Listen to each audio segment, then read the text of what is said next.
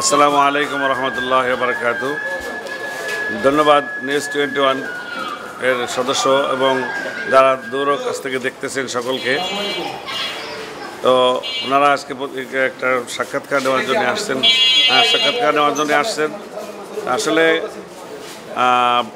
কওমি মাদ্রাসায় যে আজকে এই ঈদের দিন, ঈদুল আজহার দিন, যে চামড়া সংগ্রহ করে, এখানে প্রত্যেকটা মাদ্রাসার হিসাবে অসংখ্য এতিম থাকে, গরিব অনাথ, তারা লেখাপড়া করে। তাদের লেখাপড়ার খরচ যোগানোর জন্যই এই ব্যবস্থা নেওয়া হয়। তো যারা কুরবানি দেয়, কুরবানির চামড়া তো আর খাওয়াও যায় না, বিক্রি করাও যাবে না। এই জন্য মাদ্রাসাওয়ালারা এতিম ছেলেদের জন্য, এতিম বাচ্চাদের জন্য, গরিব ও মেধাবী ছাত্রদের জন্য এই চামড়া সংগ্রহ করার পর এর বিক্রি করে তাদের বাৎসরিক যে খাবার দাবার সেটাতে ব্যবহার করা হয়। এই চামড়ার টাকা মাদ্রাসার উস্তাদের বেতন অথবা বিল্ডিংয়ের কাজকাম সেখানে ব্যবহার করা হয় না।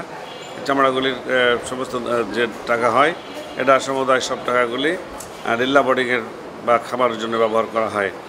তো চামড়ার দাম পাইলে তো আসলে অনেক ভালো হইতো, অনেক টাকাই হইতো, কিন্তু চামড়ার দাম কম হওয়ার কারণে যেই চামড়া আসে খরচার পরে দেখা যায় খুব একটা এখানে তেমন থাকে না।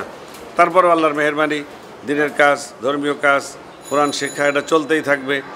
আল্লাহ পাক সহযোগিতা করবেন, আল্লাহ পাক সাহায্য করবেন। মানুষ যতই বাধা দিক না কেন, মানুষ যতই চেষ্টা করুক না কেন এটাকে পরিবর্তন বা এটাকে ক্ষতি করার জন্য, কিন্তু ক্ষতি হবে না, ক্ষতি করতে পারবে না, বরং আল্লাহর কাজ, আল্লাহর কালামে, আল্লাহর রসুলের ঘরের কাজ, এটা চলতেই থাকবে, চলমান থাকবে।